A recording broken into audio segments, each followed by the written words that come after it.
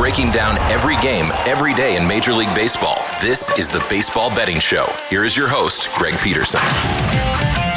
Hey, warm and friendly hello. Welcome to lovely Las Vegas for the Baseball Betting Show with myself, Greg Peterson, now part of the VSiN Family Podcast. We've got an excellent podcast for you.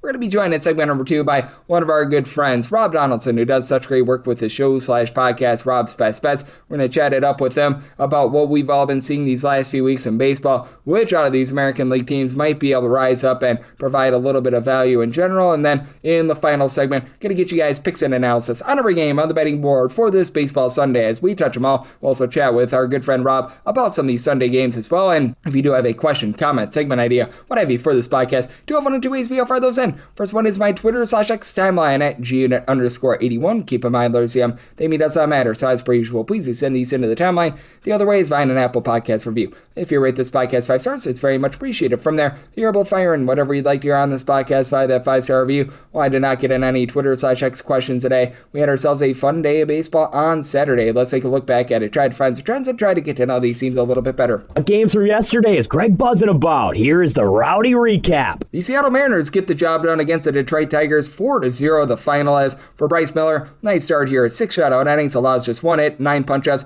From there, Jose Ferrer, Matt Brash, Gabe Spire, all lined a scoreless inning. For Kadiro Montero, well, he wasn't Montero Bowl, but certainly was not great. Gives up a home run to Dom Canzone. 8th home run season, gives up 4 runs over the course of 5 innings. Did have time in, give you 2 2/3 innings scoreless out of the bullpen. You also had Drew Summers make things a little bit sunnier with about 4 outs out of the bullpen scoreless as well, but nothing doing for the Tigers on this day, so good win for the Mariners. And hey, the Chicago White Sox continue to be one of your better teams out there in the American League. 6-3, they take down the Philadelphia Phillies. For the Phils, you were able to get a pair of home runs, Alec Boehm and Alec Marsh, their 7th home runs of the campaign, as Brandon Iser was the opener in this game, 4 out scoreless before Sean Burke gives up those 2 home runs, 3 runs a total in 4 1/3 innings, but Sean Newcomb from there, 2 1/3 innings scoreless. Grant Taylor, he gets a save with a shutout inning, and Andrew Painter continues to get absolutely painted all over. 6 runs allowed in 4 2/3 innings. He had a pair of home runs, Colson Montgomery, 16th home run season, and how about home run numero uno for Jacob Gonzalez? From there, the Phillies bullpen was actually quite good. Tanner Banks, 2 1/3 innings scoreless. Tim Mesa, Chase Shogert, both lined a scoreless inning, but by then, too little, too late. And the Atlanta Braves, they do continue to be the best team in all of baseball. 44-21 now, 6-3. They're able to take down the Pittsburgh Pirates as Braxton Ashcraft, he walks the plank. He gives up 6 runs over the course of 5 innings. Taken deep in this one by Dom Smith, 6th home run of the campaign. From there, you don't mess with the Yohan Ramirez. Was not messed with. Pair of shutout innings. Mason Montgomery scoreless inning of his own. And Spencer Strider, not a lot of strikeouts here. 3 punch-outs, gives up 3 runs over the course of 5 innings, but enough to be able to get it to the bullpen who got it done from there. Tyler Kinley, Racy Iglesias, Dylan Lee, and the Dodd father, Dylan Dodd. They're all able to give you a shutout inning. For the Blue Jays, there are just a few games below 500. They rise up. They get a 6-4 win over the Orioles as Kyle Bradish. Not a good start here. 5 runs allowed over the course of 4 innings. He was taken deep by one Mr. Ernie Clement. 6th home run of the campaign. From there, Keegan Aiken gives up a run over the course of 2 innings. Albert Suarez, 2 shutout innings of his own. And then for Braden Fisher, he was the opener. Shutout inning out of him. From there, Spencer Miles, he gives up a home run. 2 runs in total over the course of 4 1/3 innings as he was taken deep by Colin Cowser. 5th home run of the campaign. Blaze Alexander off of Mason Flaherty. Gets his 2nd home run of the season. Flaherty gives up that home run in his inning of work, and Pete Alonso was able to get his 13th of the season. That comes off of Jeff Hoffman, gives up a run in a pair of outside the bullpen scoreless, but Tyler Rogers, Louis Varland scoreless 8th and 9th innings to be able to get that one to the window. And it's been a lot of, shall we say, turbulence recently for the Chicago Cubs, but 3-2, they do get the job done against the San Francisco Giants. For Ben Brown, 5 1/3 innings scoreless. He has been the real deal here for the Chicago Cubs. From there, Caleb Theobar, he was able to get a pair of outs out of the bullpen, and he did give up a home run along the way. Going deep for the San Francisco Giants, it was home run number 8 of the campaign for Rafael Devers. Continues to be a waste of money, but hey, you know what? He was able to get a home run on this day. From there, Jacob Webb, 2 shutout innings. Daniel Plencia does allow a run in the 9th inning that forces a 10th inning where Ryan Rolson was able to give you a shutout inning, and Landon Roop does continue to be pretty tremendous for the Sponge. 5 2/3 innings. He does give up a home run as Pete Crow Armstrong was able to go deep in this game. Home run number 10 of the campaign. And then in the 9th inning, he was able to force extras by getting a home run of his own, number 11 of the campaign. That one comes off of Keaton Wynn. 1 2/3 innings. Tried to close it out. Gave up that home run. Prior to that, Caleb Killian, a shutout inning. Eric Miller was able to give you a pair of outs out of the bullpen scoreless as well. Sam Intages then in the 10th inning. He allows a winning run as Michael Busch, RBI single. That ends the game there. for the St. Louis Cardinals. They continue to be one of the better surprises in all baseball. 6-5, they're able to take down the Cincinnati Reds, who they're now below 500. Nicola Dolo on the low has been, well, very low with regards to his overall production. He has been posting up a 5.51 ERA, gives up 4 runs over the course of 5 innings, was taken deep in this one by Jordan Walker, team leading 16th home run of the campaign out of him. From there, you would get a home run out of Lars Nootbaar as well. He goes deep off of Sam Moll, gives up a pair of runs in an inning, and that wound up being the difference as Tony Santini after that was able to give you an out of the bullpen scoreless, but the Reds were up 5-4 going into that 8th inning, and that was the one that was the backbreaker for them. TJ Antone was also able to give you 1 2/3 innings scoreless for Matthew Liberatore. Not the start that he was looking for. Gives up 5 runs, 3 of which were earned in 4 1/3 innings. Taken deep by Matt McLean, 6th home run season. How about the bullpen having his back, though? Ryan Stanek, George Soriano, Riley O'Brien, also by his scoreless inning. Gordon Gaseffo, 5 outs of the bullpen scoreless. So the Cardinals out 34-28. Big time win for them, and it's been a bad year for the Kansas City Royals. They do find a way to get this one to the window, though. 3-2 the final as Luinder Avila, pretty solid start here. 1 run allowed over the course of 5 innings. They had Matt Strom give up a home run in an inning of work to Orlando Arcia for home run season, and ironically enough, he's the guy that gets the win. Go figure. Daniel Lynch, Lucas Ursage, Alex Lang, they don't get the win despite providing a scoreless inning, and Joe Ryan does his part. Solo home run allowed in 6 innings. Carter Jensen gets his 8th home run in the campaign. From there, Taylor Rogers, 1 1/3 inning scoreless. Yandres Gomez, pair of outs out the bullpen scoreless, and then Eric Garza in the 9th inning. He yaks it up. He gives up a pair of runs in his inning of work. Bobby Witt Jr., RBI single in the 9th inning. That turns out to be the difference. The Houston Astros are all of a sudden 10-5 in their last 15 games. 13-2. They absolutely lay it on the Athletics. This was the MLB debut of Caden Morris, and he would like to have this one back. 9 runs allowed over the course of 4 innings, including a trio of bombs. Yordan Alvarez, he gets home run number 22 of the season. I don't know about you, but he's feeling 22. Jose Altuve, welcome back, 5th home run season. And then Lamont Wade Jr., his first home run as an Astro. From there, Jose Suarez gives up 4 runs in an inning of work. Elvis Alvarado was in the building for 2 shutout innings, and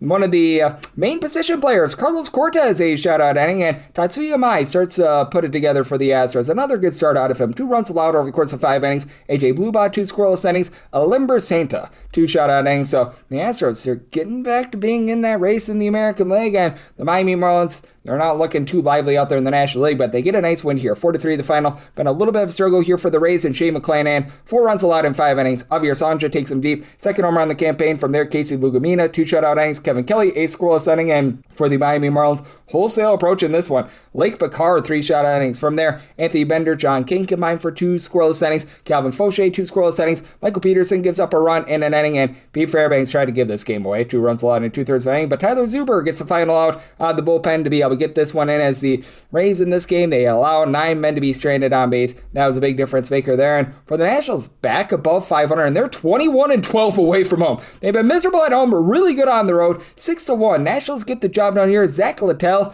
well, he came up big. 1 run allowed over the course of 5 innings. Orlando Robalto, Mitchell Parker, both give you a shutout inning, and Brad Lord says, oh Lord, to 2 shutout innings. And Eduardo Rodriguez finds a little bit of regression here. 4 runs allowed in 6 1/3 innings. Curtis Mead, 9th home run season. Dylan Cruz, his 2nd. From there, Juan Mario, pair of outs out of the bullpen scoreless. Jonathan Loaiza, a scoreless inning. And Dre Jemison, first appearance of the season. 2 runs allowed in an inning. Not necessarily what he was looking for there. The first inning for the Dodgers is exactly what they were looking for. They got up 9-1 in the first inning against the LA Angels. They wouldn't score again, but boy, oh boy, that was more than enough to be able to get the job done in this one. 9-2, the Dodgers get the win. Jack Kachanowicz, he got 1 out, and he gave up 7 runs, 6 of which were earned, including a home run as he was taken deep by Andy Paz, 14th home run season. Shohei Ohtani later in the first, off of Brent Suter's 11th home run season, gives up that home run. 2 runs in total over the course of 2 2/3 innings. From there, you had Drew Pomeranz give you a shutout inning. Ryan Zephyrion, 2 shutout innings. Samuel Natera Jr. in his MLB debut, 2 shutout innings, but way too little, way too late. And Yoshinobu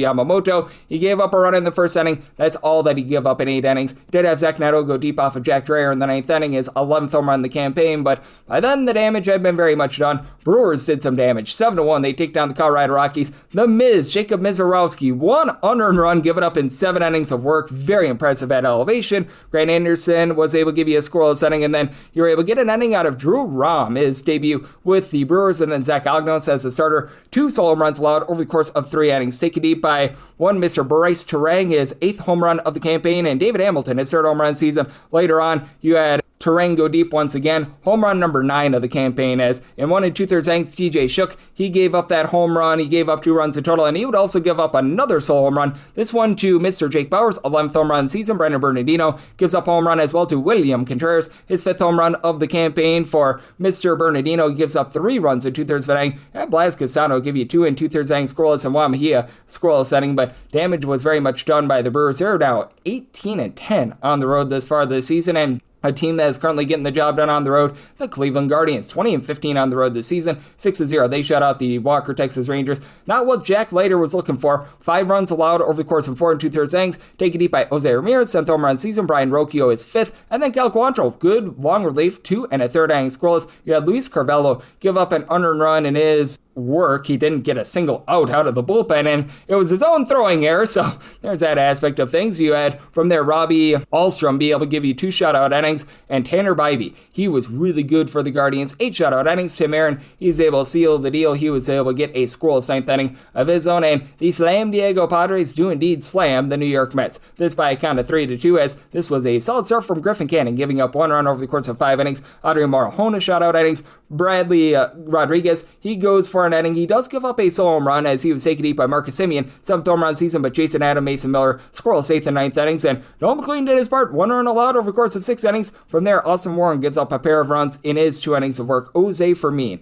takes him deep. That is home run numero uno of the season for Padres team that is currently dead last in the league in terms of run creation, but they do just enough to be able to get the job done here. And if you take a look at the last 7 days in Major League Baseball, has been very overwhelming. 50 overs, 41 unders, and I believe we've had 1 push along the way as well. Favorites not having the best time of it, 47-42 on the money line, that's 52.8%. And overall for the season, favorites are hitting 55.2% on the money line, 517 and 419 on that money line. And for those favorites, they have had 118 fail to cover the run line overall this season, and of the 47 favorites that have won here over the last 7 days, 13 failed to cover the run line overall for the season. Over 8 is at 51.1%, 479 overs, 459 unders, and 25 pushes along the way. So that's what we're seeing in baseball right now. That's what we're getting trend-wise. Coming up next, let's chat it up with our good friend Rob Donaldson of Underdog Fantasy right here on the Baseball Betting Show. Myself, Greg Peterson, now a part of the VSiN Family Podcast.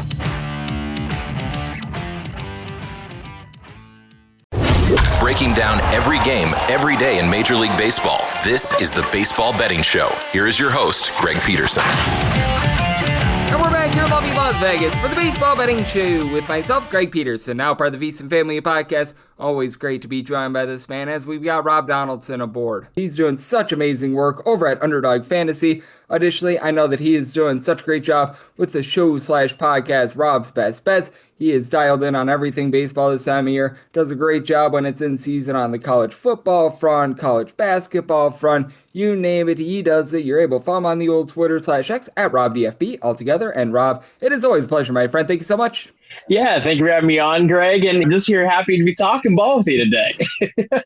It is a wild time, to say the least, when it comes to this great sport of baseball. And Rob, it is very wild what we are getting in baseball right now. Just how do you take a look at this landscape? Because I feel like in the National League, we sort of know what a lot of these top teams are. And then when it comes to the American League, it feels like it's a mess. That's the best way to describe it.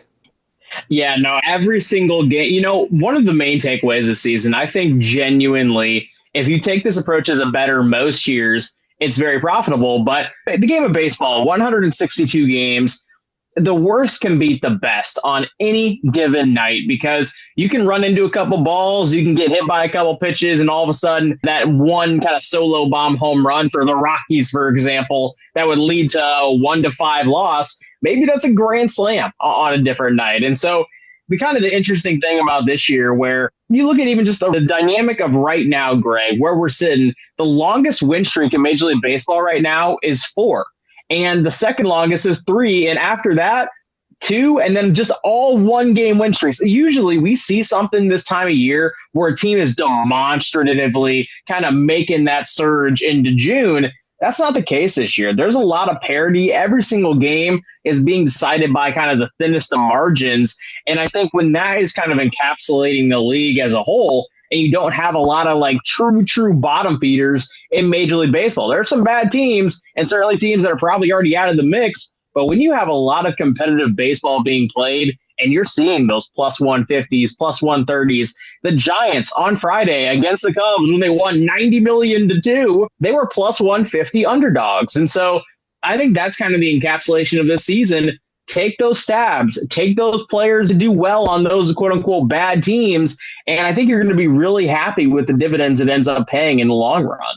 Absolutely. And is there a team or two out there in the American League that perhaps you're starting to see a little bit of value on? Because I just mentioned it, man.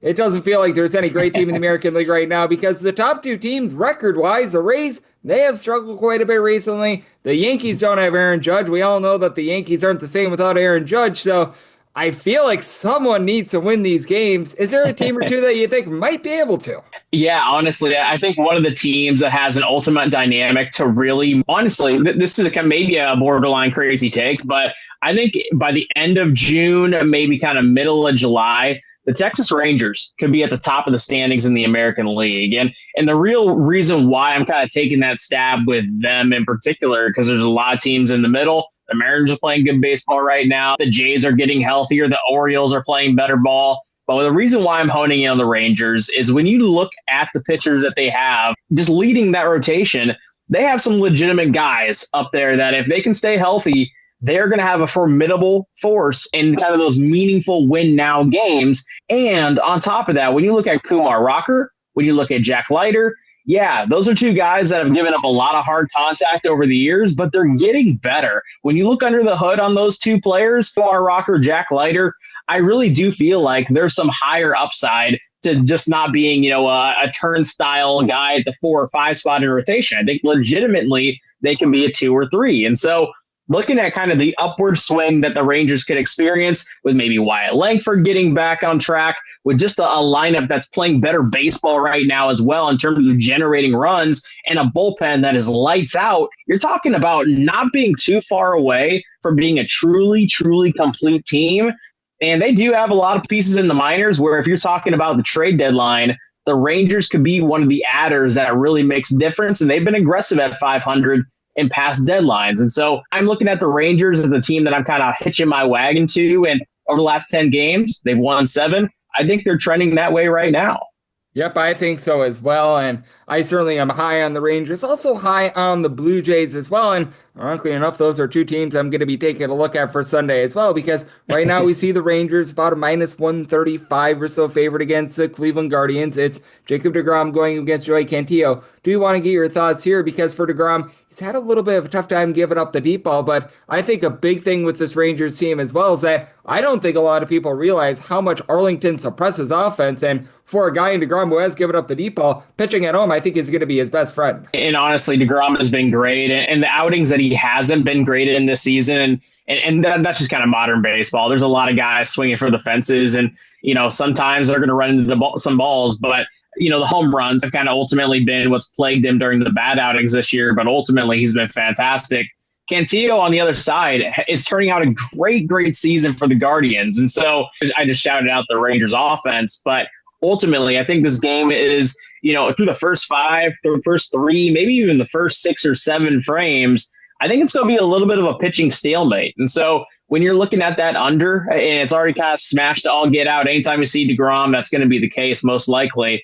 But I really do like those first 5 innings to go under, because I genuinely think we can see a pitching duel where nobody gets on the board early on there.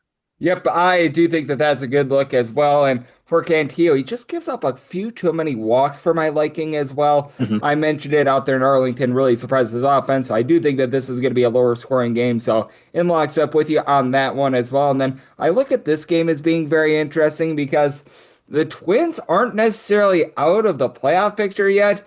I guess the Royals aren't either, but I'm going to be writing off the Royals. I'm not sure about you. Pick'em game between Connor Prielipp and Noah Cameron, total of 9. I want to get your thoughts here because both of these teams are dreadfully bad with their bullpens, but I feel like Noah Cameron and Connor Prielipp have pitched better than their ERAs, and with the Royals being so bad on offense away from home, 9 just feels like a high total here. Yeah, it's definitely a high total, and obviously you kind of nailed it with both bullpens here. Right. The Twins, no lead is saved for the Twins, no lead is saved for the Royals. Royals. It's every single night. And I will say, both offenses in terms of the Royals and Twins, they've been turning it up as of late. They are starting to play better baseball, but boy, for the first 2 months of the season, they were dreadful. And so I think ultimately, this is one of those totals that if you're looking at recent trends and talking about bad bullpen, lineups trending upward, maybe a 9 makes sense. And I don't have a lot of conviction there personally, but ultimately, I do think if you're going to take a side here,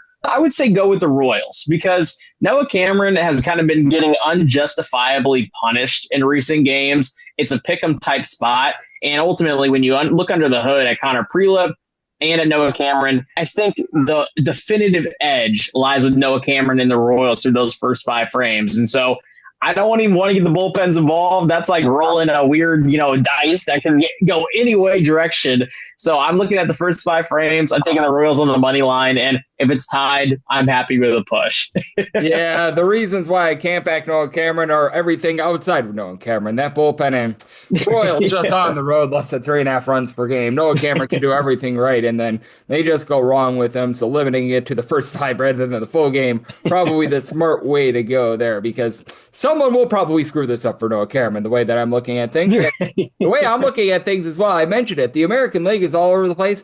The Astros are actually starting to play better baseball. They're in a relative pick'em game here against the Athletic. It's Gage Jump. That's a great name, by the way, going against Mike Burrows. I want to get your thoughts here because the Astros pitching is still suspect. Mike Burrows has not been good this far this season, but it does feel like the Astros are getting something going, and we know that middle of the lineup is very lethal. That lineup is absolutely geared up, ready to go every single night is what it kind of feels like. And unfortunately, they haven't really had the pitching support to get it done. I remember when, looking back at this Pirates series that just got to a close either on Thursday or Wednesday, there was a game where the Astros were down like legitimately 6 or 7 runs and came back and won by 3 or 4 in the last 4 innings. And so if you want to talk about an offense with that type of capability, not every offense in Major League Baseball is truly, truly capable of that at any point in time. The stars can align, and that can still be the case.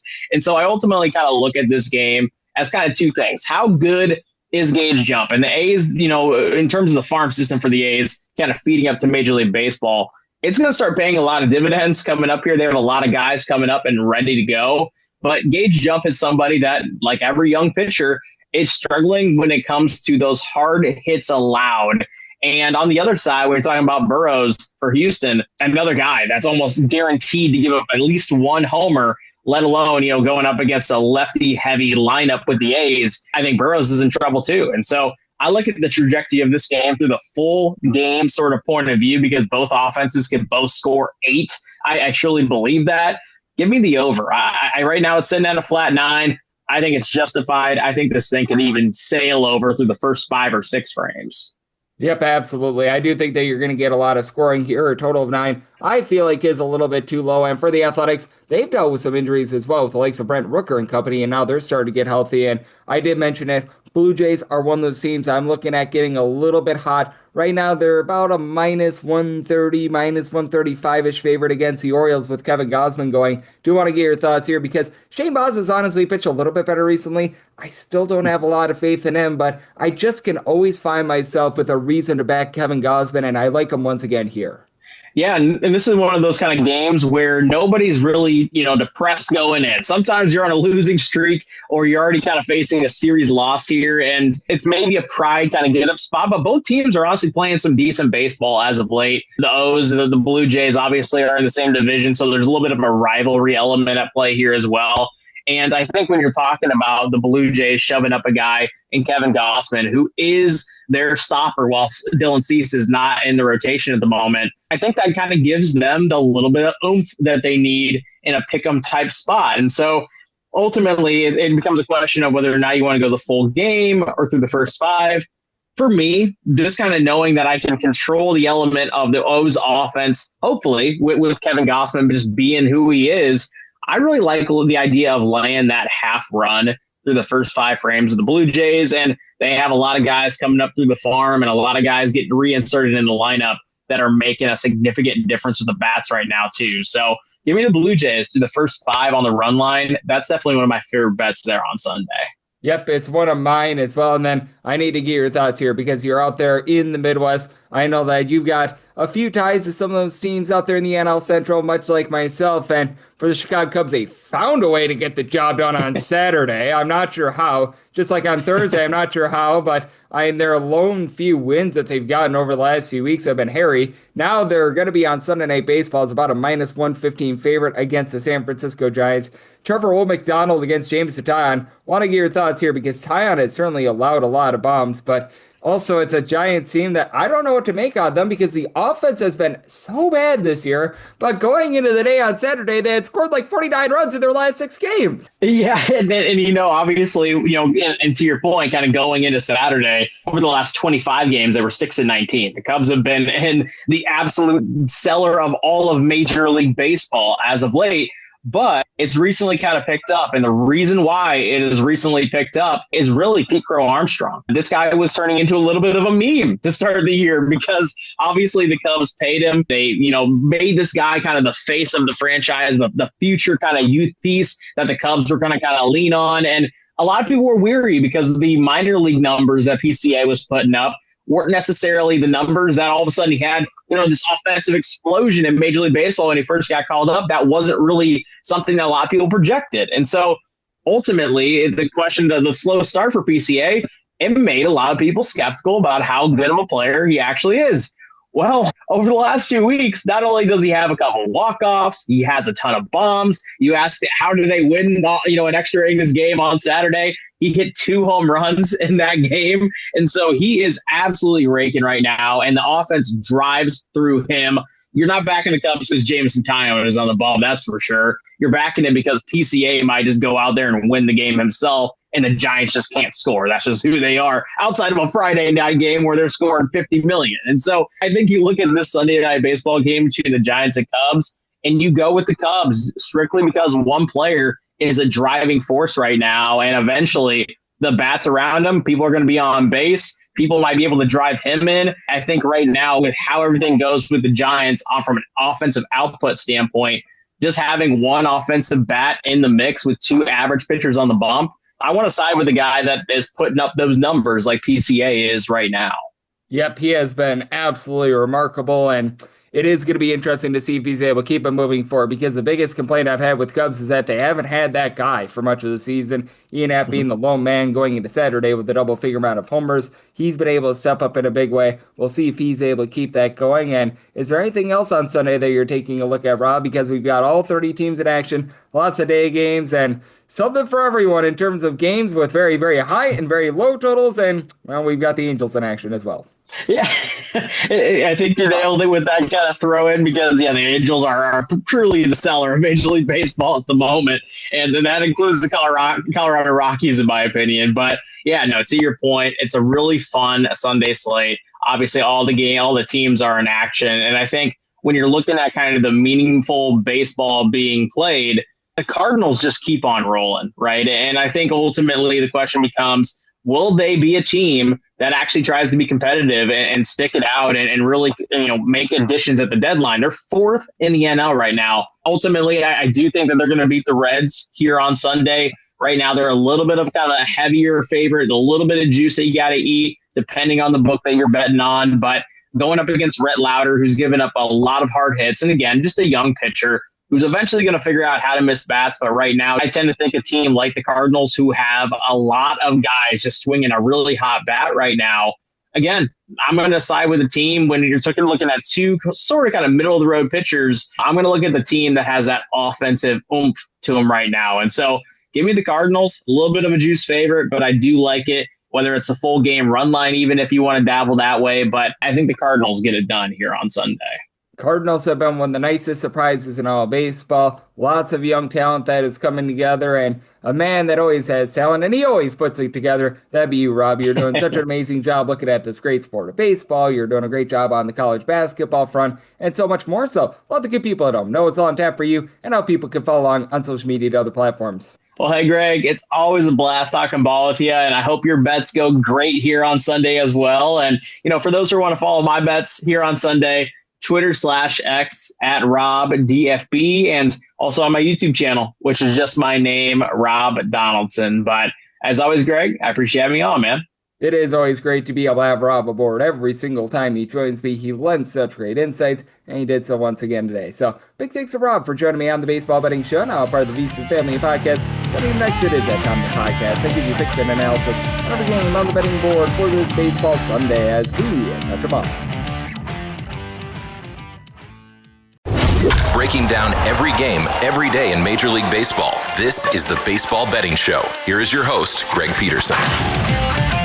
And we're back here in lovely Las Vegas for the Baseball Betting Show with myself, Greg Peterson, now part of the VSiN Family Podcast. Always great to be joined by Rob Donaldson, who's doing such great work with the show/podcast, Rob's Best Bets, doing great work over at Underdog Fantasy and so much more. Every single time he joins me, he lends such great insights, did so once again today. So big thanks to Rob for joining me in the last segment. Now it is that time of the podcast to give you picks and analysis on every game on the betting board for this baseball Sunday as we touch them all. If a game is listed on the betting board, Greg has a side and a total on it, so it is time to touch them all. Do note that as per usual, any changes that are made to these plays will be listed up on my Twitter/X feed at June_81. We are going to be going in Las Vegas rotation order. This is where we go with the National League games first in time order, then the American League games in time order. Any interleague games, those are going to be at the bottom. That'll keep things all nice and clean and easy. So let's get things started. This is 9:51, 9:52 on the card. The Pittsburgh Pirates walk the plank on the road against the Atlanta Braves. Bryce Elder hopes an outlook Elder lead for the Braves.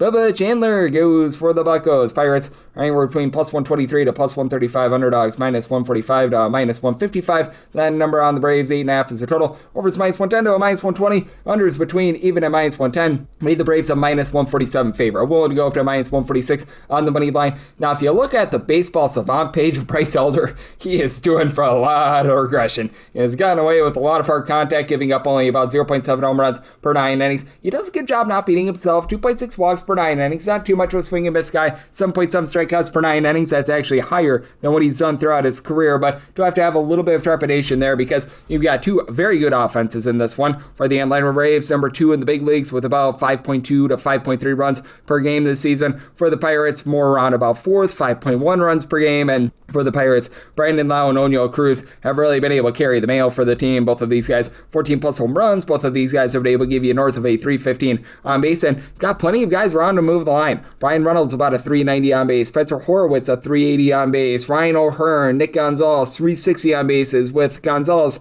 hitting above a 300. And some of these mix and match guys have been able to pick it up a little bit. Andy Rodriguez at the catcher spot over a 400 on base. Not necessarily a great average, but hey, he's been able to give you a bit of something. And for the Atlanta Braves, Ronald Acuna Jr., 5 home runs over the last 2 weeks. He's starting to round into form. Recognize that they've got Drake Baldwin on the injury list, but Ozzy, Albies. He's been able to give you 9 plus home runs. He's hitting at 275. Dom Smith continues above a 300. Mauricio Dubon is moving the line, and Matt Olson is on pace for 40 plus bombs. So it's been a nice season for these guys, and for the Braves, they do have the better bullpen in this situation as well. Dylan Lee, Robert Suarez, Horacio Iglesias, I'll give you a sub-3 ERA. The Doddfather, Dylan Dodd, has been really good as well. He's been able to give you a sub-2 ERA. Ronaldo Lopez is able to give you some long relief, and Pirates have been in the bottom half of the big leagues in terms of bullpen ERA. They didn't necessarily get the start that they were hoping for out of Braxton Ashcraft yesterday. Now Carmen Molzinski should be able to lend a little bit more length in the bullpen. Mason Montgomery's been able to give you a sub-4 ERA, but Justin Lawrence is no longer with the team. Dennis Santana's been providing a north of 4 ERA. Gregory Soto, Evan Sisk, these guys have been solid, but for Bubba Chandler, 1.3 home runs and 6 walks allowed per 9 innings with a 5.05 ERA. Has some relatively good swing and miss stuff, but do think that he gets hit here, so I'm a little late to minus 146 on the Braves money line, and do like the over, so I tell 9.2. 9.53, 9.54 on the card. The Reds, yes, we're on at Cincinnati. They're onto the road facing off against the Cardinals, says Michael McGreevy goes for the Cards. Rhett Lauder hopes to make some noise for the Reds, and the Reds do find themselves as an underdog, plus 110 to a plus 120. Meanwhile, minus 129 to minus 140 is a number on St. Louis. 8.5 to 9 is the total on the 8.5. Over is minus 120. The under is even on the 9. Over and under both at minus 110. Made a total of an 8.6. I do like the under. Now for the Reds, this bullpen has been really stinky. Like, man, they had the lowest ERA of any bullpen in all of baseball through the first month of the season. Now they're in the bottom 5. It has really went on them. Tony Santillan is now supplying an ERA above a 5. TJ Antone is not been the answer for this team. Sam Moll, sub-3 ERA, but they used him up yesterday, and he pooped the bed yesterday. So, I mean, that has not been great to say the least. They've got a lot of guys on the injury list. list, like Emilio Pagan and company, and I don't even like Emilio Pagan, but that would be an upgrade compared to what they've been getting right now, and Los May has not been the answer as well. Now, for the Reds, they are back in the upper half of the big leagues in terms of run creation, and Eugenio Suarez has not been himself since coming out the injured list, but you've got Spencer Steer, JJ Bleday, both give you over a 350 on base, both have been able to supply 8+ home runs. That helps out Cousin Sal Stewart, who's been winning all these challenges, 350 on base, double-figure amount of homers, and then you've got a few other mix-and-match guys that have been able to rise up as well. I like what I'm seeing out of Blake Dunn, who's been able to get her done, hitting above a 275, and then for the Cardinals, you've got a lot of guys that just find a way to be able to move the line. Nelson Velasquez has been able to give you over a 4 on base in his small sample size. Ivan Herrera, 380 on base. JJ Weatherhold has been out of the lineup the last few days, but he's been relatively solid. They're getting back Lars Nootbaar, so that helps out with that loss. You've had a few guys like an Alec Burleson give you a 360 on base. Jose Fermin in a small sample size has been good. And then Jordan Walker, 15+ home runs. He's been able to do a nice job finding a way on base as well. And then when it comes to this Cardinals team, for Michael McGreevy, he pitches to a lot of contact, but he's just been highly effective for this team. He gives up fewer than 2.5 walks per 9 innings. He does a solid job in terms of keeping the ball in the yard as well. About 1.1 home runs per 9 innings, only 6 strikeouts per 9 innings, and I recognize that the fielding independence is darn near a point higher than the 2.98 ERA, but does a really good job in terms of keeping things out in front of him. And for Rhett Lauder, this has never really been a guy that's going to completely blow you away or anything like that, and he is coming off the injury list. So you do have to wonder what sort of length you're going to be able to get out of him. And when he was pitching this season in his 8 starts, 540 ERA, lower 379 fielding and paying, keeps the ball in the yard, 0.5 home runs per 9 innings, much like McGreevy, not a strikeout guy, 6.3 strikeouts per 9 innings. Have to be mindful of the 4.2 walks per 9 innings, and his last start came on May 7th, so quite literally 30 days ago. So with the Cardinals, I'm going to be willing to back them here. I did set them at a -135, and I do think that you get a little bit of a lower scoring game. I did set my total at 8.6 because with the Cardinals, even though they are in the bottom half of the big leagues in terms of opening rate, they did send Matt Savanson down to the minor league level. You've been able to get some good appearances recently. Of likes of George Soriano, Gordon Gaseffo, Riley O'Brien, Jojo Romero, give you a sub 350 ERA. So like the under of 9, and I do like the Cards on the money line. 955, 956 on the card. It's the Brewers. They're going to be on the road against the Rockies. Kyle Freeland is on the bump for the Rockies, and Shane Drone is on the bump for the Brewers, and the Brew Crew are a favorite of anywhere between -168 to a -190, between +142 to a +160. That number on Colorado, 12 to 12.5 is your total. On the 12, overs -110 to a -120, unders even to -110, and on the 12.5, unders -115, and the overs -105. Give me the under here. I set my total at 11.2. If you're looking to lay a run half with the Brewers, and I'm willing to lay up to a -125 here, seeing as low as a -110, a lot of -120s on the board, so as long as we can keep a -125 or less, I'm going to be siding there for Kyle Freeland. Holy crud, this has been a no good, very bad, terrible season for him. Our good friend Kyle Freeland is right now giving up 2.4 home runs per 9 innings with a hearty 806 ERA. Now, his fielding independence is more around a 608. That's not saying much, but it does say that he's doing for a little bit of positivity. And for the Brewers, they're 5th in the league in terms of run creation, over 5 runs per game, despite the fact that they are dead sinking last in terms of home runs on a per at-bat basis. This team just absolutely small balls you to death. I mean, Jackson Trio, Christian Yelich is coming out the injury list, hitting above a 275. Andrew Vaughn continues at above a 300. Jake Bowers is a lone guy on the roster with over 7 home runs. He's been able to supply 10 home runs thus far this season. He's been able to do an incredible job. Sal Frelick has not honestly been himself this season, but he still swipes some bags. He still finds a way to move line. David Hamilton has been good in terms of stealing bases. Bryce Terang has given you a 4-arm base. And then for the Colorado Rockies, you've got Hunter Goodman with 16 home runs. He has been very good in terms of flying the deep ball, but with Mickey Moniak on the injury list, somebody else really gives you over 7 home runs this season. TJ Brownfield has been that guy to give you 7 bombs, and he, Jake McCarthy, Tristan Freeman, these are guys hitting above 275, but you need more of these young guys like Kyle Karros, Ezekiel Tovar, Edouard Julien, a lot of guys hitting at 225 or lower. A lot of these mix and match guys just have not necessarily been great. And for the Colorado Rockies, Antonio Senzatella did poop the bed a few days ago in the series, but he's been able to give you a sub-3 ERA in the bullpen. Juan Mejia has really just went downward, over a 5 ERA, but likes of Seth Helverson, Jane Mill, Brennan Bernardino, they've been able to give you a sub-425 ERA. And for the Brewers, this continues to be a top 8 team in terms of opening ERA. I know that Trevor McGill, along with Abner Uribe, they've been posting up ERAs above a 375, dealing with a little bit of an ailment to Grant Anderson, but Chad Patrick has been able to help out as a long guy in the bullpen. Aaron Ashby is one of the league leaders in wins right now. Brian Fitzpatrick, in a small sample size, he's been able to give you a sub-350 ERA. These mix and match guys coming out of the bullpen have been able to do a relatively rock-solid job, and I like like what I'm seeing out of Shane Drone. Now,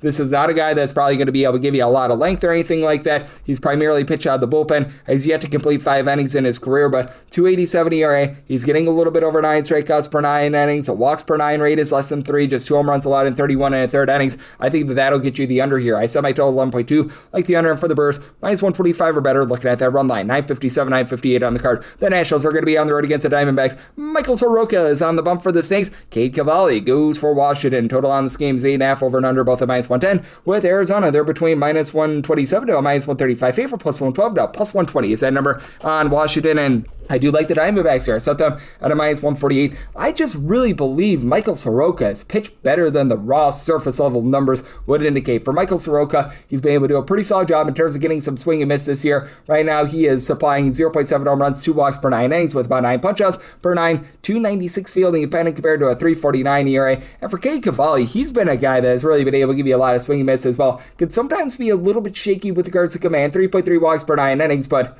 he's only giving up 0.4 home runs per 9 innings while getting 10.3 strikeouts per 9 innings. Another guy that has pitched better than what the raw ERA would indicate. 3.62 ERA, closer to a 3 fielding dependent. Now, I do like the over in this game, though. I did set my total at 8.8 because, for one, you got a Washington Nationals bullpen that has not been great, to say the least. Richard Dickey Lovelady has been pretty solid. He's been able to give you a sub-3 ERA. Orlando Rebalta has been a nice godsend for this team as well. But for the Washington Nationals, nice hardy 4.79 bullpen ERA right now. That is 24th in all baseball. For the Diamondbacks, they're more league average this year, which is a step in the right direction for them. I really don't trust in Paul Sewald at the closer spot, but these guys like Jonathan Loaizaga, along with Juan Murillo, have been able to give you a sub-350 ERA. Ryan Thompson has been pretty solid in this bullpen as well, and for the Snakes, you've got Ketel Marte of the Marte Party starting to heat up. Double-figure amount of homers. He's back hitting at 250. Corbin Carroll just 8 home runs, but he's been able to give you 375 on base. Nolan Arenado's been able to turn back time, 333 on base. He's giving you some home runs. And then just up and down the boulevard, you've been able to have some of these guys be able to come out of nowhere, like a Ryan Waldschmidt, Tommy Troy. These guys in the outfield have been able to above a 275 for the Nationals. They lead the league in run creation with about 5.3 to 5.4 runs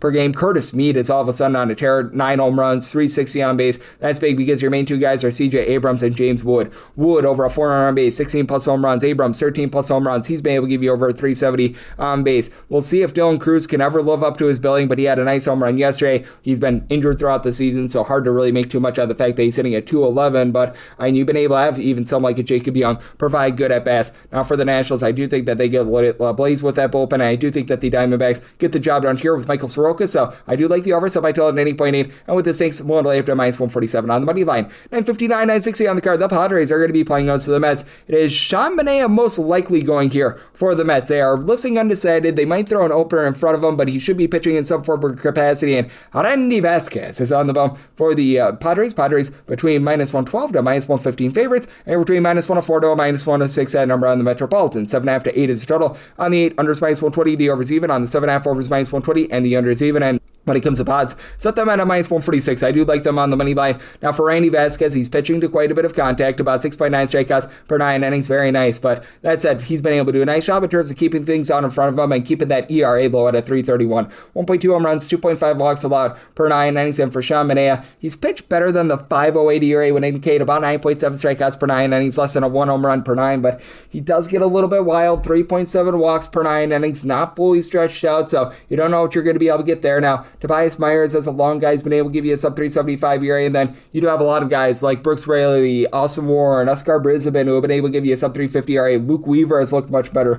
Still have no faith whatsoever in Devin Williams, but has been a Mets bullpen that has been a top 8 unit in terms of bullpen ERA. And that said, for the Padres, Yuki Matsui has sub 1 ERA thus far this season. Padres entered in the day on Saturday, number 4 in terms of bullpen ERA. We all know about Jason Adam, Mason Miller. Both of these guys have been able to supply it to sub 2 ERA. Audrey Marahone has been a little bit rough, but past that, pretty much everyone's been solid. You just have 2 offenses that really haven't been able to provide too much of anything whatsoever. Mets are currently 28th in the big leagues, averaging about 3.7 runs per game away from home specifically. And for the Padres, they're right now dead second last, averaging 3.8 runs per game, with having Fernando Tatis Jr. having 1 more home run than myself entering into Saturday. Not a place where you want to be. It's sadly still give you a 340 on base. That's one of the better hitters for this team. And then You've got guys like Song at the second base position, the entirety of the catcher spot, Xander Bogaerts, Jackson Merrill, all these guys hitting at 230 or lower with really not a lot of power. Bogaerts up to 8 home runs, and Manny Machado does have 11 home runs, but 175 average and 1 stolen base. That's just not going to cut it. And for the New York Mets, Juan Soto's doing his part. 370 on base, 13 home runs. That's been great. He's pretty much the only guy other than E.J. Ewan on a night-in, night-out basis give you over 320 on base. Mark Vientos does have 7 home runs. He's also got less than a 275 on base. Marcus Semien, Bo Bichette, they've been about as useful as a poopy-flavored lollipop. Carter Benjay, he's been able to give you a little bit more with Carson Benjay. He's been able to hit about a 250, but, just a little bit rough with regards to these offenses. So I do think that you get a little bit of a lower scoring game, even though I'm not necessarily too keen on these two pitchers. I set my total at a 7.9, so I would much rather be taking an 8 under rather than a 7.5 over here. And for the Padres, I did set this money line price at a minus 146. I do like their money line. 961, 962 on the card. It's the Giants. They're going to be on the road against the Cubs. Jamison Taillon is on the bump for the Cubs. Trevor Old McDonald is on the bump for the Giants. Right now, the Giants are between even money to minus 105, minus 110 to minus 118 is that number on the Cubs. Right now, FanDuel is the only one with a opener on the total because of the Wrigley Field win situation. That is an 8. The under is minus 115 and the over is minus 105. And if you look at the win situation for Sunday, should be blowing out quite a bit more directionally, maybe inward a little bit, but it's much more of a directional wind rather than anything else, and it is going to be about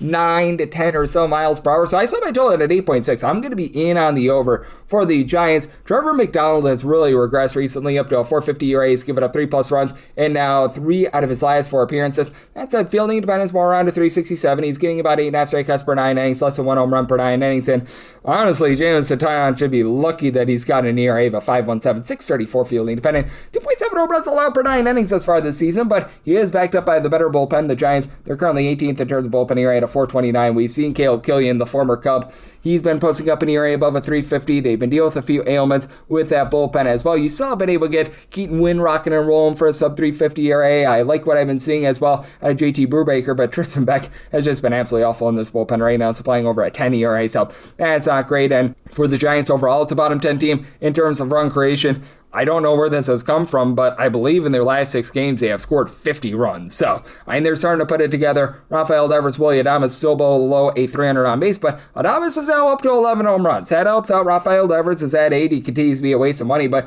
got guys moving the line. Luis Arias along Jung-Woo Lee running above a 300. Casey Schmidt, 15 home runs. He's hitting at 290. Doesn't draw walks, but hey, he'll take it. Eloy Ramos has been on the injury list. That's been hurting the team. And Harrison Bader, my gosh, that has been awful to say the least. But Daniel Susich at the catcher spot, he's hitting like a 300. So you've been able to get a little bit of something there. And then on the flip side, you've got a Cubs lineup that has been in the top 10 in terms of run creation. We talked about with Rob Donaldson the fact that Pico Armstrong's starting to be able to pick it up after he had a miserable start to the season. For the Cubs, pretty much everyone aside from Dansby Swanson in the starting lineup is giving you an on-base percentage above a 310, but it feels like the situational hitting has really been eluding this team. Ian Happ has been your leader with 14 home runs. I think it's about a 230, but a 350 with regards to the on-base, and then just a hodgepodge of guys between, I would say, about a 325 to a 345 on base, say Suzuki, Nico Horner, Alex Bregman, Cor Armstrong, who I was mentioning a little bit earlier as well. Miguel Maya's more around about a 352, so it's been interesting to look at things there, but this is a Cubs team that has been able to get some relatively good bullpen pitching here recently. They've had a lot of guys like Caleb Theobar, Daniel Palencia laying on the injury list throughout the season. These guys are back. They've been able to give you, aside from Theobar, a ERA below a 4. You've been able to have Jacob Webb be able to give you a sub 2 a 35 ERA. Ethan Roberts, I don't think he's as good as a sub-2 ERA would indicate, but he and Trent Thornton have been solid as well, and I do think that the Cubs, with their bullpen, find a way to be able to get the job done here. And again, I do think that the wind is not going to be too much of a factor here in terms of helping out these pitchers, so like the over, set my total at 80.6, and on the Cubs money line, so mine end up minus 152. 963, 964 on the card. It's the Red Sox. They're going to be on the road against the Yankees. Thanks to yesterday's rainout, the Red Sox are throwing Ranger Suarez against Cam Schlittler of the Yankees. The Red Sox do find themselves as a pretty good-sized underdog here. Going to be find them between plus 144 to a plus 150, minus 170 to minus 180 is that number on the Yankees. 8.5 is the total. Under is minus 120. The over is even. On the 8, the over is minus 115. Under is minus 105. Made my total here at 7.4, so I do like the under with Cam Schlittler. I know that his last start was not necessarily his most savory, but still, this guy's been absolutely tremendous thus far this season. A 189 ERA, 214 fielding dependent, 1.5 walks, 0.5 home runs allowed per 9 innings. He did have that rough start against the Cleveland Guardians, but past that, he's given up 3 earned runs or fewer in every one one of his starts this far this season. Faces off against a Red Sox lineup that has been better when they've been away from home rather than at home. Not saying much because they're last in the league in terms of run creation at home, 3.3 runs per game at home, 4.7 runs per game away from home. It's actually a top 10 mark in all of baseball. And for the Yankees, they have been averaging about 5.4 runs per game at home. As we know, this offense has toilet pulled since Aaron Judge has been out of the lineup, though. And for Rangers Suarez, he comes in getting an extra day of rest, and maybe the ERA isn't the world's greatest, but he's still been plenty good. 3.38 ERA, a lower 3.13 fielding dependent, 8.7 strikeouts per 9 innings. He's really been getting a lot of swings and misses recently. Had 10 punch-outs in his last start against the Cleveland Guardians, 3.13 fielding independent with 0.6 home runs allowed per 9 innings. And you just look at his career, he's always been a better pitcher away from home rather than at home. For Suarez, this obviously goes back to his days with the Philadelphia Phillies, but career ERA is 3.68 at home, 3.08 away from home. So like that, again with the Yankees, you got Cody Bellinger, who's been able to give you over a 3.70 on base. He's been up to 8+ home runs. Ben Rice has been able to give you darn near 400 on base, and he has been able to supply this team with 15+ home runs. So those two guys have really been able to do their part. You're starting to get a little bit more out of Jazz Chisholm as well, but you still are dealing with the injury to Giancarlo Stanton as well. I've liked what I've seen out of Paul Goldschmidt. 350 on base. He's maybe waned a little bit here recently, but still have likes of the entire catcher spot. Ryan McMahon hitting below a 215. Anthony Volpe back down below 225. So, and that's an issue for the Yankees. David Bednar, along with Camilo Duvall, have been nightmares in the bullpen. Both of these guys supplying an ERA above a 4, but Paul Blackburn, sub-3 ERA as a long guy. And then got the likes of Brent Hendrick and Fernando Cruz, who have been able to give you a sub-3 ERA. They've been relatively solid. Tim Hill is starting to poop the bed for the team, but overall it's not a bad bullpen. And for the Boston Red Sox, this is a top 6 team in terms of bullpen ERA. They are dealing with an injury to Garrett Whitlock, but Aroldis Chapman has continued to be one of the best closers in all of baseball. You've had Giovanni Morin be able to give you a sub-350 ERA. Tyler Seminaggio has been a nice find. He's been able to give you a sub-275 ERA. Tommy Kahnle, they're kicking the dice on him. I don't know what you're going to be able to get there, but hey, it's a body. And for the Red Sox, again, what are you going to be able to get out of this offense? Bottom 3 team in terms of home runs out of per at-bat basis. You've had Wilson Contreras supply 13 home runs, 395 on base, and you do have guys that are moving the line for this team. Wilder Abreu, Satan Rafael, Masataka Yoshida, these guys between about a 340 to a 350 on base. Even Connor Wong is up to about a 338 on base in his small sample size, but Caleb Durbin has been an absolute nightmare for this team. You're not getting much out of Marcel Meyer and a lot of those infielders, so they make a low total of a 7.4. I do like the under, and for the Yankees, made their money line price of -183, but you're finding the run line more around a +120. I needed at least a +112 to be able to take a shot there, so I know that the run lines have been a little bit tough with home teams, but I'm going to be willing to lay a run half here with the Yankees, and I like this total to the under. 965, 966 on the card. The Orioles are going to be on the road against the Blue Jays. Kevin Gausman goes for the Jays. The Wizard of Boz, Shane Baz, is on the bump for Baltimore. Baltimore is an underdog here between +112 to a +121.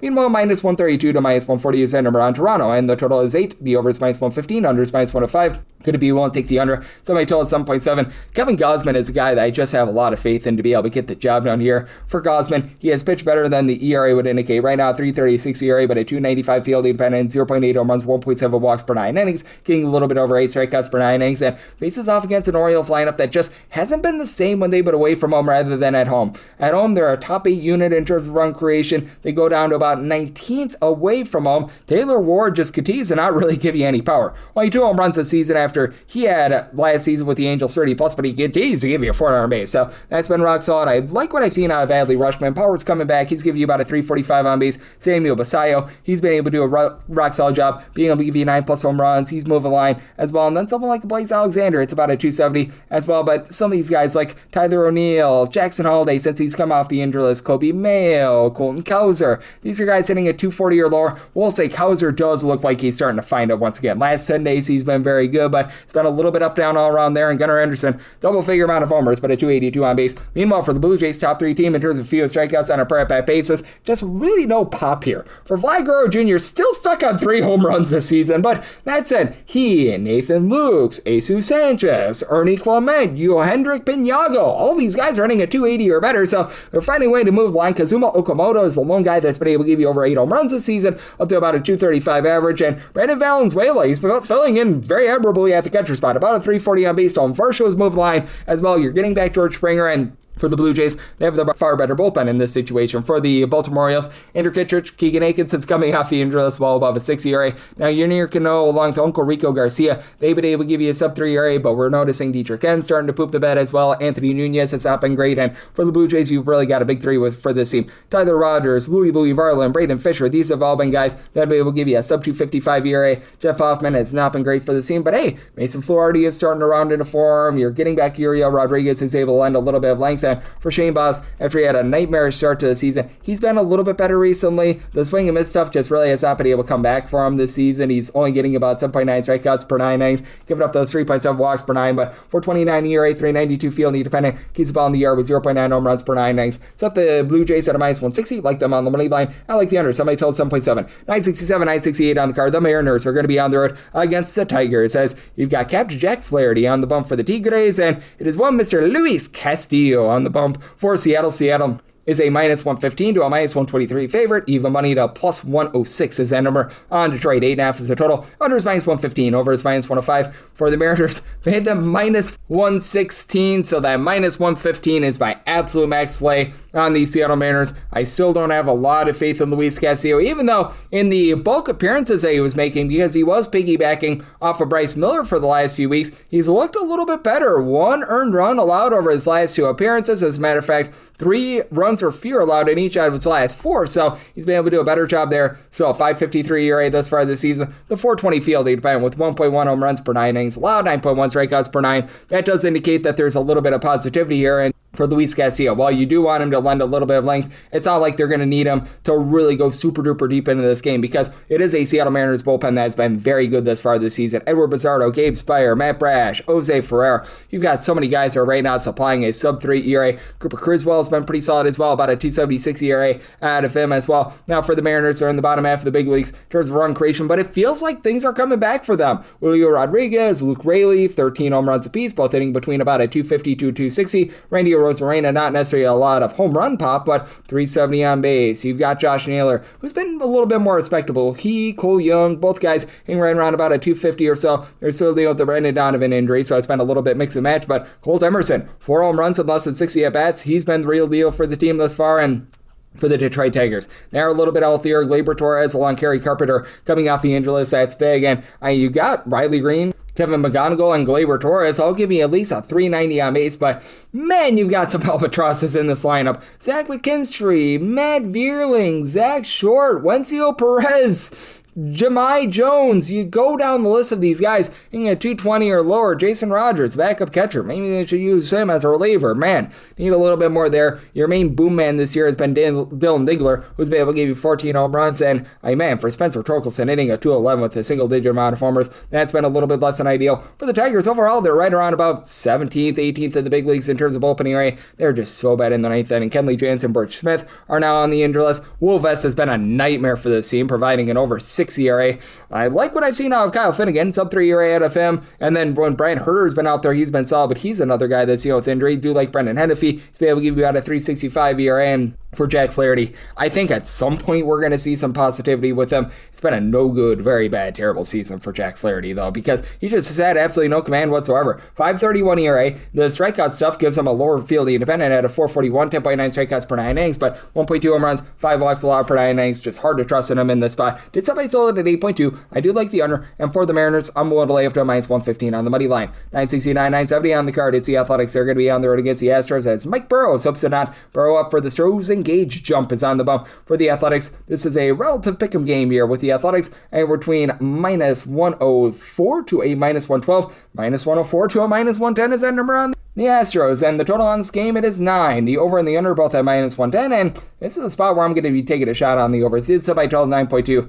For Mike Burrows, he's had himself a pretty rough season as he's giving up 2 home runs per 9 innings, 5.66 ERA, and for Gage Jump, 3.75 ERA through his 12 innings thus far. He's only given up, I believe, it's 2 walks in those 12 innings. He's yet to give up a home run. When he was down at the AAA level, 4.50 ERA for the Aviators. He had some good swing and miss stuff, so rock solid there, but it's hard to make too much out of 2 appearances thus far, and Both of these teams have their bullpen issues. More so the Astros rather than anyone else's. They're second worst in the big leagues in terms of bullpen ERA, but now you've got Josh Hader coming off the injury list. Alimber Santa has actually been able to give you a sub-2 ERA. Angel De Los Santos, along with Brian King, they've been able to give you sub-350 ERA, so it feels like they're rounding into form. They've really gotten out of there, the guys that were just absolutely awful. And for the Athletics, they used up none of their trustworthy relievers yesterday. They used the guys that had like over a 6 ERA, so now you've got like Fulton Harris, Luis Medina, who have been able to supply a sub-350 ERA, all good to go. Scott Barlow's been pretty solid as well. No faith here in Mark Leiter Jr. over a 5 ERA, but for the Athletics, you do have a lineup that seems to be rounding into form a little bit more. Tyler Soderstrom hitting just 230 with 8 home runs thus far this season, but he's looked much better here in recent weeks. You've got Brent Rooker, who's still been struggling, hitting below a 225, but you've got Shea Langoliers, and Shea has banged for 15-plus home runs. He's been able to hit about a 285-ish, and then Carlos Cortez for on base, and he pitched an inning yesterday, so yay, verily there. Henry Bolte since getting called up to the big league level. Not a lot of pop, but he's hitting about a 300, so that's been solid as well. And then on the flip side for the Astros, Yordan Alvarez just continues to absolutely destroy baseballs. 430 on base, 22 home runs, and then Christian Walker, 16-plus bombs. He's been able to hit about a 250, and now they've got Jose Altuve off the injury list. That helps because his bottom of the lineup with the Zach Cole, Zach DeZenzo, Jake Myers, along with Bryce Matthews. These guys hitting at 230 or lower. The outfield has been all sorts of brutal for this team. So now you've got Altuve, who's able to give you a little bit more, shall we say, stability there. Taylor Trammell is able at about a 300 as well. And I do think that for Gage jump, just too small of a sample size to be able to trust in him here. And it does feel like the Astros starting to turn the corner a little bit. Like the oversub, I told 9.2 and for the Astros. Want to lay the money line, set them at a minus 133.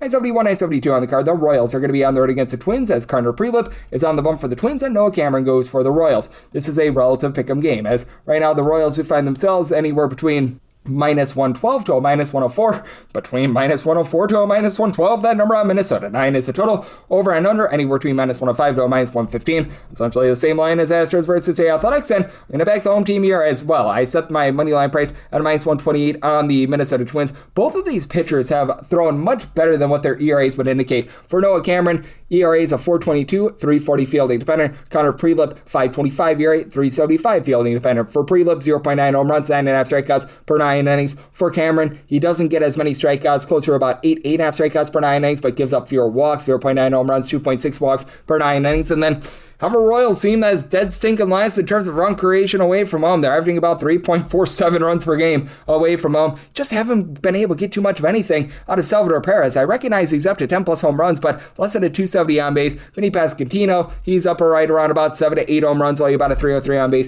You expect more there. Bobby Witt Jr. is a guy that moves the lines, steals bags, 360 on base. He's been fine. And Jack Aglione all of a sudden hitting about a 250, but for Carter Jensen, while he did have a home run yesterday, he has seen his average dip below 235. Isaac Collins does give you about a 340 on base, but he's only hitting at 220. Tyler Tolbert, he hasn't been able to give you too much in terms of average, so it's been a rough lineup in general. And for the Twins, this is a top 11 team in terms of run creation. Orlando Arcia has actually looked pretty solid in his small sample size thus far. It's a small sample size, but hey, you'll take that. You've had the likes of Alec Martin, Trevor Larnach be able to supply a 350 plus on base. Ryan Kreidler in a small sample size has looked solid, and then obviously Byron Buxton is just absolutely destroying the baseball. 17 plus home runs. He's been able to about a 250 as well. Both of these bullpens are terrible. Both of these are in the bottom 6 in terms of ERA. Steven Cruz, Lucas Ursa, Joe Brown, 450 ERA. Daniel Lynch has been good in this Royals bullpen, and Alex Lang is not looking as bad, but I need a 4 plus ERA out of him. Becca Way is a guy that now they're looking to for some innings, and for the Twins, Cody Funderburg starting to poop the bed. He's above a 350 ERA. Eric Corze has been a little bit better recently, and Yanderis Gomez in a Twins uniform, sub 3 ERA. They should give him a promotion because nobody else is doing a good job with his bullpen, but I do think that both starters give you a nice start. They give you some nice length here. That's why I'm in on the under, so I tell it at 8.1, and for the Twins, want to lay up to a minus 127 on the money line. 973, 974 on the Guardians. The Guardians are going to be on the road against the Rangers as Jacob deGrom is on the bump. For the Rangers, Joey Cantillo is on the bump for Cleveland. Cleveland does find themselves as a mild underdog here, anywhere between plus 113 to a plus 120. Meanwhile, minus 126 to a minus 135. That number on Texas. Total on this game, 7.5 unders, minus 120, and the overs even, and and with this total, I did some mine at 7.4. I'm going to be in on the under for Jacob deGrom. He's had a little bit of an issue giving up the deep ball, 1.8 home runs per 9 innings, but still 3.48 ERA, 1.8 walks, 10.9 strikeouts per 9 innings. And the Guardians, not a team that really elevates the baseball. 22nd in terms of run creation with about 4.1 runs per game, 22nd in terms of home runs out of per at-bat basis. You do have Jose Ramirez looking a little bit better, 1 deep yesterday for his 10th home run of the campaign. And you just expected a little bit more from him towards the beginning part of the season. Does feel like he's starting to round into form. Still need a little bit more on someone like a Rhys Hoskins. Recognize that his on-base percentage is at 335, but 5 home runs an inning, about a 200 has been an issue. Travis Bazzano's been solid, 366 on base. Stephen Kwan has just completely pooped the bed. He's hitting at 212, and Patrick Bailey's been about as useful as a poopy flavored lollipop. Austin Hedges is right now their best hitting catcher, so that's an issue for the team. Brian Rocchio about a 360 on base. Chase Lauder continues to move the line as well, and then for the Rangers, you're now getting back Corey Seager along Wyatt Langford. Miserable starts to the season for both of these guys, but I think that they're going to be better now that they come off the injury list. Josh Young has been able to hit about a 300. Jock Peterson, 360 on base with 8+ home runs. Your main boom man has been Jake Berger. Does give you less than a 300 on base, but he's been able to give you 10+ home runs this season. Still need a little bit more out of someone like an Evan Carter, but that said, it does feel like with having Brandon Nimmo continue to move line, that's going to be good for the team. And the Rangers have a big, giant advantage here in the bullpen as well. Even with Cole Winn, Chris Martin on the injury list, those were pretty much your weak links. So Jacob Junis, Jacob Latz have been able to give you a sub 350 ERA. Tyler Alexander is a long guy, has been able to give you a sub 350 ERA. They've done a great job in terms of mixing and matching some of these other guys, like a Jalen Beeks, who's as a long guy, give you a sub 365 ERA. Gavin Collier has been able to give you some good innings as well. And then for the Cleveland Guardians, very ordinary with their bullpen this year, especially with Eric Zabrowski now on the injury list. Tim Aaron has been able to give you a sub 350 ERA. I will say, after a rough start to the season, Cade Smith, he's been one of the better closers in all of baseball here over the last month or so. He's up to like 20+ saves thus far this season. Colin Holderman has been able to give you a sub 3 ERA, and Cody Hewer, he's been okay, about a 368 ERA, but these guys like Peyton Palante, Connor Brogdon and company, they've been having a little bit of an issue, and I do think that for the Rangers, they're starting to heat up a little bit more with their bats, and I think that they get to a guy in Cantillo who's been really giving up a lot of walks as far this season. He's down below 9 strikeouts per 9 innings, 392 ERA, 468 fielding dependent with those 4.9 walks per 9 innings, so like the under, so my total 7.4 with Rangers willing to back them on the money line, set them at a -154. 975, 976 on the card, though. White Sox are on the road against the Phillies. Aaron Nola hopes to be super for the Phils, and you've got Davis Sandlin on the bump for the White Sox. Dawn's game is 9.5 to 10 on the 10. Under is -120. The over is even on the 9.5. Under is anywhere between even money to -120, and the same goes for the over. And Phillies are between -154 to -165 favorites, and between +135 to +145 is that number on the White Sox. Set the Phillies at a -156. -155 is my absolute max lay.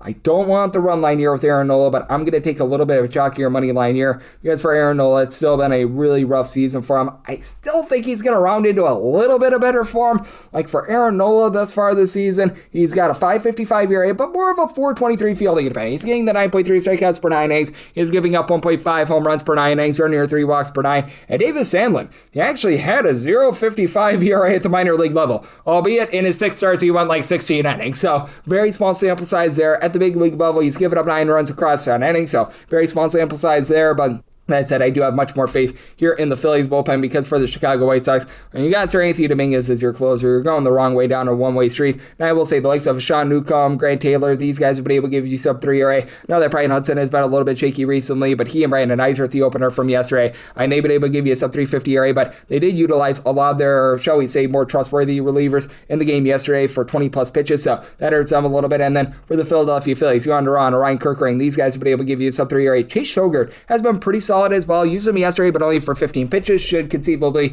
be good to go here. For the Phillies, they've also just been a rough offense. This team is in the bottom 3 in the big leagues in terms of run creation. Kyle Schwarber gives you Schwarber bombs, 20+ home runs, 360 on base. Bryce Harper, he's up to 14+ home runs with about a 360 on base, but who else is going to pick it up for the team? The infield has been terrible, as you've got Bryson Stott, Trey Turner down for what? Alec Boehm, the entirety of the catcher spot, all hitting at 230 or lower, and then Armando Sosa in the outfield, along with Adolis Garcia hitting below at 230. Brandon Marshall's been great, 335 average, 365 on base. He had a home run yesterday, so like what I'm seeing there. And then for the White Sox, you're dealing with Montucci Murakami with his 20 home runs being on the injury list, and Andrew Benintendi just has not been that guy this year. Less than a 300 on base, single-digit amount of homers. They're really relying upon Colson Montgomery, Miguel Vargas to carry the mail for the team. Montgomery has been able to give you 16 home runs, but only hitting about a 225. Vargas, 373 on base. He's up to 14 plus home runs. And Sam Antonazzi has been able to move the line, 380 on base. Chase Meadroff, he's up to about a 345 on base as well. And even someone like Tristan Peters has been fine, but the catcher spot has been a big giant mystery for this team, and we've had a little bit of up and down with regards like the 8 and 9 spot for the team as well. So it's an interesting circumstance here with the Phillies. I did set them at a minus 156, so willing to lay up to minus 155 there. Made my total at 80.9, so especially on a total of 9.5 to 10, I'm in on the under. 977, 978 on the card. You've got the Tampa Bay Rays on the road against the Miami Marlins. Sandy Alcantara is on the bump for the Fish and Griffin Jacks. Hopes to get all Jacks up for Tampa Bay. Tampa Bay minus 108 to minus 115 favorites, and between even money to minus 105. That number on Miami, 8.5 is the total. Under is minus 120, and the over is even. Seeing some 8s out there as well. Over is minus 120, under is even, and I do like the under. I did set my total at a 7.8. Griffin Jacks has been much better as a starter rather than coming out of the bullpen. For Jacks, he actually began his career as a starter with the Minnesota Twins, and he's been posting up a 3.60 ERA with 1.4 home runs allowed per 9 innings in a starter's role, 80 ERA with 3 home runs allowed per 9 innings as a reliever, and then you've got Sandy Alcantara on the flip side, who hasn't been himself this far this season. 4.69 ERA, does have a lower fielding dependent of a 4.25. I feel like towards the early part of the season, he was much more concerned with lending length rather than just actually getting outs. His swing and miss stuff has been way down this far this season. It's only giving up about 1.1 home runs, 2.3 walks per 9 innings, but a measly 6.2 strikeouts per 9 innings, so I feel like he's probably going to be dialing it up a little bit more moving forward to be able to help get a few more outs. And for Alcantara has been much better at home. 3.74 home ERA with giving up 0.6 home runs per 9 innings.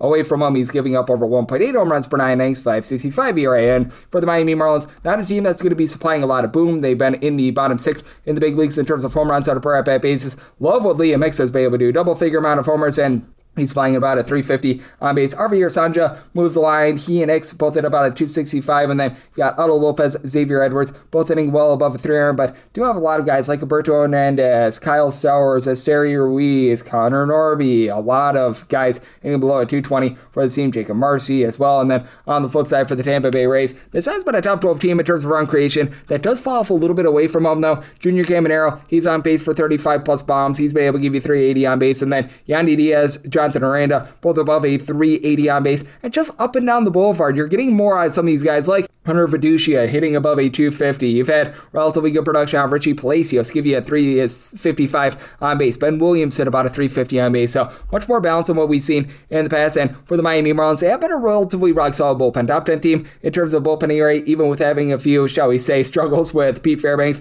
and company. Lake Picard, the opener from yesterday, he's been able to give you a sub 4 ERA. John King has been a king for this team. A sub 350 ERA. You've been able to have Michael Peterson, Anthony Bender round into form a little bit more as well. And for the Tampa Bay Rays, beginning part of the season was absolutely awful for this bullpen because Jax was really struggling there, and Ian Seymour had a lot of struggles towards the beginning part of the season. Still above a 5 ERA, but has been better over the last 60 or so days. Garrett Clevenger, since coming out the injury list, has been dynamic. Brian Baker, a sub 3 ERA along Kevin Kelly. So interesting circumstance here. I do think that you're going to get a little bit of a lower scoring game, like the under somebody told 7.8 for the Rays. I just think that they've got just enough to be able to get the job done. Want to lay up to minus 113 on that money line. Wrap things up with 979, 980. The Angels are going to be on the road against the Dodgers as Emmett Sheehan goes for the Dodgers and Jose Soriano is on the bump for the Halos. Total on this game is 8.5, over and under both at minus 110. Dodgers are minus 190 to minus $2 favorites, plus 163 to a plus 175 is that number on the Halos. And if you're looking to lay run half with the Dodgers, find that between plus 105 to a plus 110. Pretty much anything of even money or better, I was willing to take a shot on the run line. I do love Jose Soriano, and I go back to last season when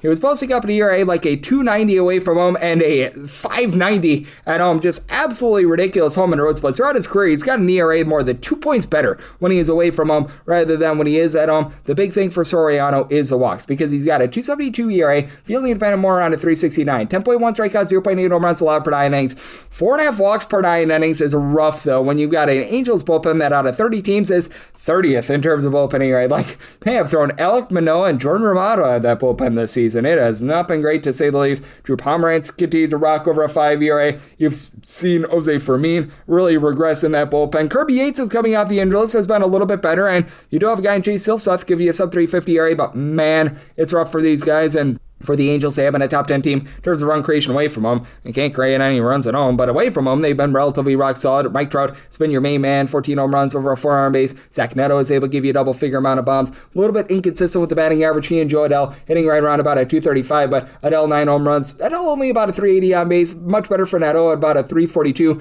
on base. Need more out of Josh Lowe. He's been not good for this team, and they had to put Yoel Moncada on the injury list. That was not something that really hurt this team whatsoever because Moncada has been useless for a while, but Wade Meckler has been able to step up a little bit. I know that they've been optioning Lowe down to the minor league level as well, and he's been able to step up. He's been able to give you something a lot with Jose Siri, so there's a lot of mixing and matching right now happening with the Angels. And then for the Dodgers, they've been down a little bit with their offense when they've been at home. They're averaging more than a full run less at home rather than away from home, but still, you're getting good production out of Shohei Ohtani. Even though the power's been a little bit down, he's been able to give you over a 4-arm base. Max Muncy, along with Andy Paz, both have been able to give you 13-plus home runs this season. Freddie Freeman has started to heat up, 10 home runs. He's hitting about a 275 as well, and for the Dodgers, this has been one of the better bullpens in all of baseball. I recognize that over the last week or so, we have seen a few ups and downs with one of your main men in Tanner Scott, but still, he's been able to supply a sub-250 ERA for the season. Same goes for Alex Vesia, Kyle Hurd, and they've been able to get some pretty nice innings as well.